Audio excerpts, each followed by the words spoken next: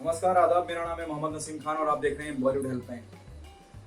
तसव्वुर करिए, कल्पना करिए, आपको बचपन से ही कहा गया हो कि आप अच्छे नहीं दिखते, आप सुंदर नहीं हैं, और आपकी रूपरेखा या आपका रंग रूप देख के आपको ये कहा जाने लगे कि आप बदसूरत हैं, तो कैसा लगे। आज मैं जिस शख्सियत की कहानी सुनाने जा रहा हूँ, उस शख्सियत को किसी भी तारुफ की जरूरत नहीं है। अपने आप में वो इंस्टीट्यूट है, एक स्कूल है, एक पाठशाला है, और नाम है विश्वनाथ पाटेकर, यानी कि नाना पाटेकर। नाना पाटेकर एक ऐसी शख्सियत है जिन्होंने अनगिनत किरदारों को जीवंत किया, जिन्होंने अपनी प्रतिभा के बलबूते 3-3 राष्ट्रीय पुरस्कार जीते, और आज भी वो जिस तरह की अदाकारी करते हैं आपको हैरान करते हैं। एक वो किरदार, एक वो शख्स जिसने हमेशा सीरियस किरदार किए हों, वो अचानक से आलू और प्याज बेचता नजर आता है और उस कॉमेडी के जरिए भी वो आपको हंसाता है, गुदगुदाता है। उस शख्सियत का नाम है नाना। नाना के बारे में मैं कुछ भी बताऊं उससे पहले मैं आपको ये बताता चलूं कि नाना का बचपन बहुत तकलीफ में गुजरा। हालांकि हमेशा से ऐसा नहीं था, उनके फादर की टेक्सटाइल बिजनेस था, लेकिन कुछ मुश्किलात थी और कुछ उनके पार्टनर ने उन्हें धोखा दे दिया था, जिसकी वजह से जिंदगी ढर्रे से उतर गई, पटरी से उतर गई, और महज 13 साल की उम्र में नाना पे सारी जिम्मेदारी है। इससे पहले कि मैं आपको बताऊं कि नाना की जिम्मेदारी है, इसे मैं आपको बता चुका हूँ। मैं आपको बताना चाहता हूँ कि जो नाना पाटेकर के पिता थे, वालिद साहब, उनको बड़ा शौक था प्लेस देखने का, स्टेज शोज देखने का, तो वो जाया करते थे। एक छोटे से गांव में जन्मे, और मुरुड रायगढ़ जिला लगता है उसका, महाराष्ट्र में, नाना पाटेकर। उनके वालिद उनको वहां लेके जाया करते थे, उनके पिताजी को वहां लेके जाया करते थे, और वो बहुत इंजॉय करते थे उसे। और उसी स्टेज और प्लेस थिएटर देखने के दौरान उनका वो जो प्रेम था एक्टिंग के प्रति, वो बढ़ता गया। जैसे मैंने आपको बताया कि उनके पार्टनर ने धोखा दे दिया। अच्छा, ये जो पार्टनर ने धोखा दिया उनके नाना पाटेकर के वालिद साहब को, उससे पहले एक बार नाना पाटेकर को उनकी हरकतें बड़ी वो थी, वो बहुत शरारती बच्चे हुआ करते थे अपने बचपन में। तो उनको उनकी मौसी के पास मुंबई शहर भेजा गया कि थोड़ा वहाँ पढ़े लिखेंगे, थोड़ा शरारतें कम करेंगे। लेकिन उनकी जो मौसी थी, उनकी शरारतों से इतनी बेजा हो गई, इतनी परेशान हो गई कि उन्हें वापस पार्सल उन्होंने मुरुड कर दिया और वो वापस आए। अब नाना पाटेकर के फादर ने डिसाइड किया कि हम मुंबई जाके रहेंगे। मुंबई पहुंच गए और मुंबई में रहने का छोटा मोटा ठिकाना देख लिया। और जो मैंने आपको बात बताई, उनके पार्टनर ने उन्हें बिजनेस में धोखा दे दिया। टेक्सटाइल बिजनेस में थे नाना पाटेकर के फादर। उसी दौरान जब इस तरह का फाइनेंशियल क्राइसिस आए तो नाना पाटेकर पे सारी जिम्मेदारी आई। महज 13 साल की उम्र में नाना पाटेकर ने उनका जो बिजनेस प्रोफेशन था, वो भी उनकी दिलचस्पी के अनुसार ही हुआ। ये शायद विधि का विधान था या किस्मत में ऐसा लिखा था। वो नाना पाटेकर जो सिल्वर स्क्रीन पे चमकने वाले थे, अब वही नाना पाटेकर अपनी बहुत कम सी उम्र में, टीन एज उम्र में, फिल्मों से लगाव था, एक्टिंग से लगाव था, थिएटर से प्रेम था। उनको काम भी मिला तो पोस्टर पेंट करने का, जो बड़े बड़े बैनर बना करते थे। मैं 78 से पहले की बात बता रहा हूँ। वो पोस्टर वो कलर करा करते थे और उनकी तनख्वाह थी महज 35 रुपए में।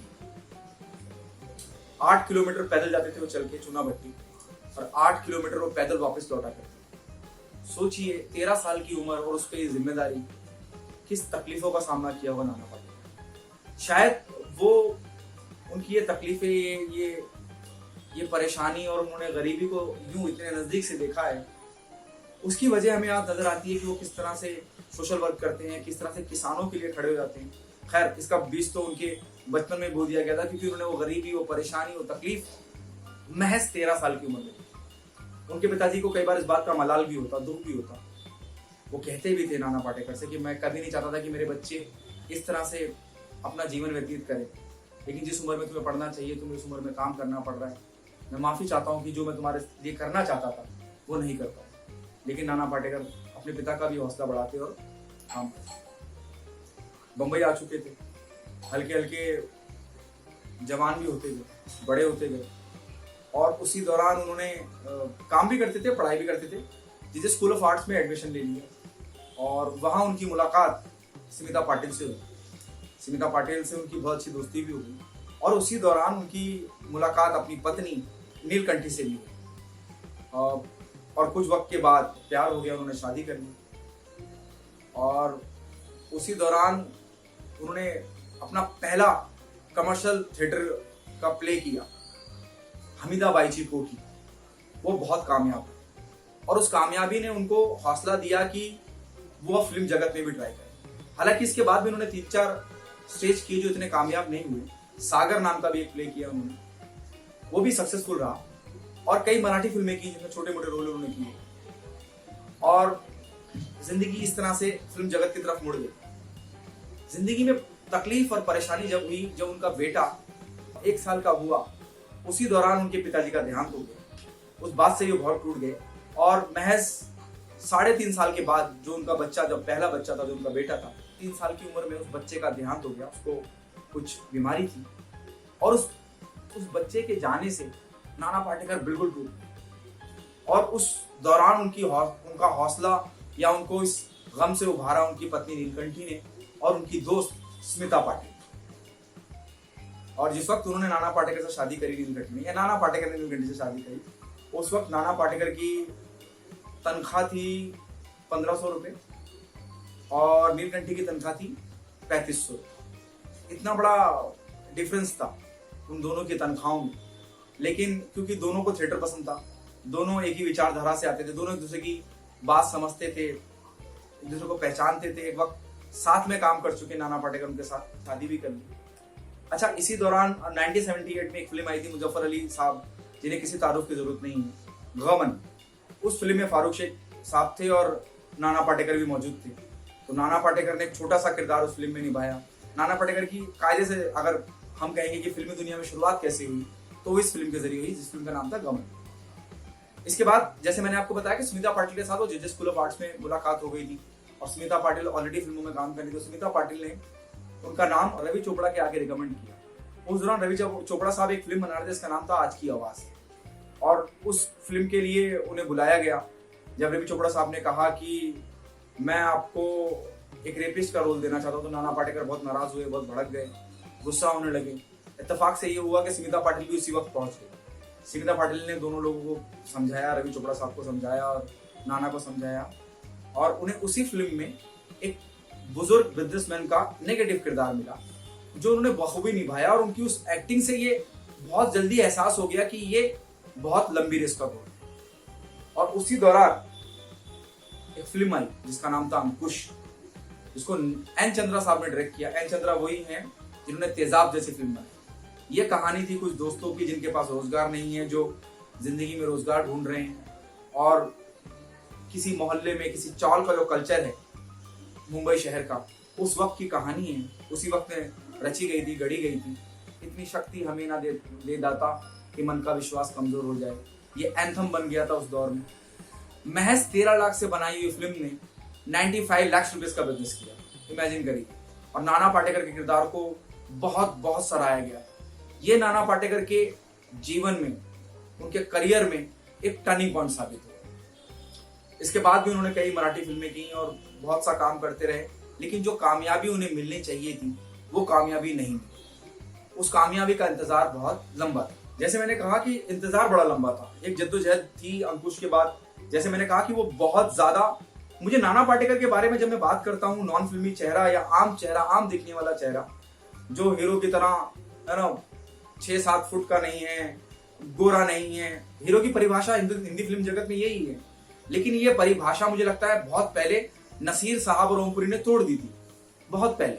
और उनकी एक्टिंग के हम सब कायल हैं, वो अपने आप में एक मिसाल है हिंदी फिल्म इंडस्ट्री में। नाना पाटेकर का सफर चल ही रहा था, अंकुश मिल गई थी, इतना बड़ा प्रॉफिट हो गया था, लेकिन वो उनका लुक, वो उनका पीछा नहीं छोड़ रहा था। नाना पाटेकर को एक फिल्म मिली, इसका नाम था परिंदा।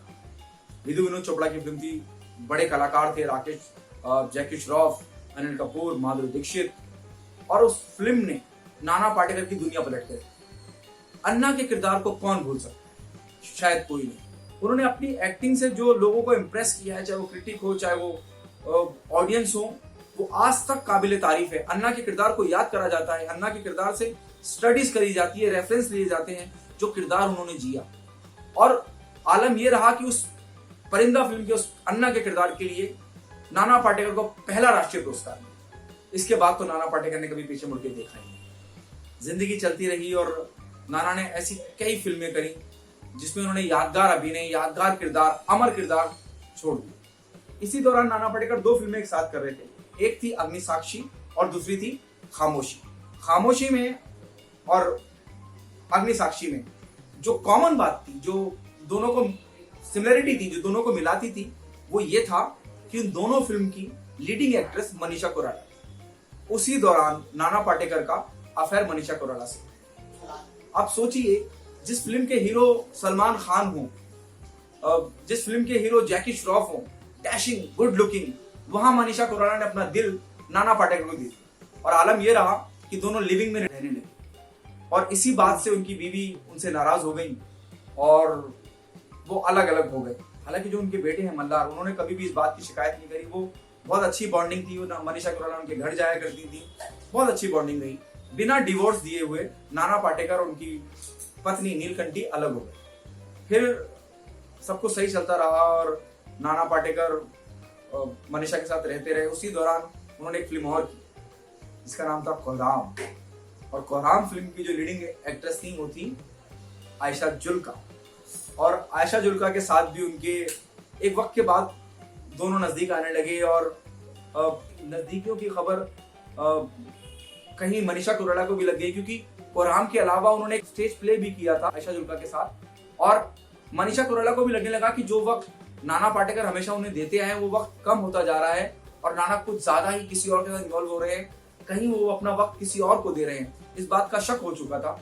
तो एक दिन मनीषा कोइराला नाना पाटेकर को बिना बताए फिल्म के सेट पे पहुंच गई, जहां पे उन्होंने आयशा जुल्का और नाना पाटेकर को कॉम्प्रोमाइजिंग पोजीशन में पकड़ लिया। इसके बाद से मनीषा कोइराला और नाना पाटेकर का ब्रेकअप कुछ इस तरह से रही है नाना पाटेकर की जो लव लाइफ में कहूंगा। और उसके बाद फिर एक एक बिल्कुल अलग मौजू पे आ गया जीवन। सोचिए, वेलकम बैक या जितनी भी उन्होंने फिल्में की जहां पर उन्होंने कॉमेडी का तड़का लगाया, किसने इमेजिन किया था या किसने तस्वुर किया था या किसने कल्पना की थी एक इतना गंभीर संजीदा एक्टर हमें हंसा भी सकता है। अन्ना परिंदा का और उदय शेट्टी वेलकम का कहाँ मेल खाते, लेकिन नाना ने वो ब्रेक कर दिया, वो परसेप्शन तोड़ दिया, वो जो नजरिया था उसको तोड़ के अपनी इमेज को ब्रेक करके एक नए तरह के नाना पाटेकर को ऑडियंस के समक्ष पेश किया। अभी वो अपनी इस कामयाबी का मजा ही ले रहे थे, तभी उनकी जीवन में एक भूचाल और आया। उन्होंने एक फिल्म की थी हॉरर नोके प्लीज। उस फिल्म की लीडिंग एक्ट्रेस थी तनुश्री दत्ता। और तनुश्री दत्ता ने जिस वक्त ये हादसा हुआ, जिस वक्त ये इंसिडेंट हुआ, उस वक्त नाना पाटेकर ने एक प्रेस कॉन्फ्रेंस की थी और कहा था कि बच्ची पता नहीं क्या कह रही है। नाना पाटेकर के खिलाफ तनुश्री दत्ता ने सेक्सुअल हरेसमेंट का केस लगाया। खैर उस वक्त तो कुछ नहीं हुआ, लेकिन कुछ वक्त के बाद तनुश्री दत्ता इंडिया लौटती हैं, क्योंकि वो बाहर यूएस में रहने लगी। वो यूएस लौटती हैं, मीडिया में बात करती हैं और उनके इस बात से, उनके इस इल्जाम से जो नाना पाटेकर के अगेंस्ट लगाती हैं सेक्सुअल हरेसमेंट का, उसके बाद एक केस दायर होता है। उसके बाद मी टू मूवमेंट चलता है और हिंदी फिल्म जगत से कई नामी चेहरों पे इस तरह के इल्जामात लगते हैं। नाना पाटेकर के ऊपर भी लगता है। नाना पाटेकर और तनुश्री दत्ता की लड़ाई कानूनी रंग ले लेती है और लड़ाई अभी भी जारी है। जो अभी सुनने में आया है फिलहाल सूत्रों के हवाले से कि नाना पाटेकर को क्लीन चिट मिल चुकी है। तो नाना पाटेकर ने अपनी जिंदगी में बहुत उतार चढ़ाव देखे और नाना पाटेकर को बाकी लोगों से, बाकी फिल्म स्टारों से एक बात हमेशा जुदा करती है, वो ये कि नाना पाटेकर बहुत ही सादा जीवन जीते। 750 स्क्वायर फीट में रहते हैं, दादर में कहीं रहते हैं और जमीन पे बैठ के खाना खाते हैं। उनके कोई टेंट्रम नहीं है, कोई स्टार वाला एटीट्यूड नहीं है कि ड्राइवर आएगा, दरवाजा खोलेगा और कार में बैठेंगे। वो बहुत जैसे मैं और आप जीते हैं या कोई भी हिंदुस्तान का आम आदमी अपनी जिंदगी में जीता है, जो हमारी दिनचर्या है, जो हमारा घर है। एक घर कितना बड़ा होगा एक मिडिल क्लास आदमी का? 750 square feet, 800 square feet, 500 square feet. वो उस तरह के घर में रहते हैं, जमीन पे बैठ के खाना खाते हैं। कोई उनके अंदर स्टार वाली बात नहीं है। बहुत सारे सोशल वर्क भी करते हैं, किसानों की मदद भी करते हैं, बहुत सादा जीवन जीते हैं और बहुत ही जो लोगों को उनके नजदीक लेके आता है। इस तरह की संस्थाएं भी चलाते हैं जहां पे वो गरीबों की, मजदूरों की मदद करते हैं। जैसे मैंने पहले भी आपको बताया कि नाना पाटेकर ने गरीबी को बहुत नजदीक से देखा है, परेशानियां बहुत झेली हैं, बचपन उनका बहुत तकलीफ दे रहा है। तो ये नाना पाटेकर की कहानी है जो मैंने चंद लफ्जों में बताने की कोशिश करी। नाना अपने आप में मिसाल है, उनसे जितना सीखा जाए उतना कम है, लेकिन उनके जीवन के जितने भी खट्टे मीठे पल रहे हैं उन सबको मैंने आपके समक्ष लाने की कोशिश की है। प्लीज चैनल को लाइक करें, सब्सक्राइब करें। तब तक के लिए अल्लाह हाफिज।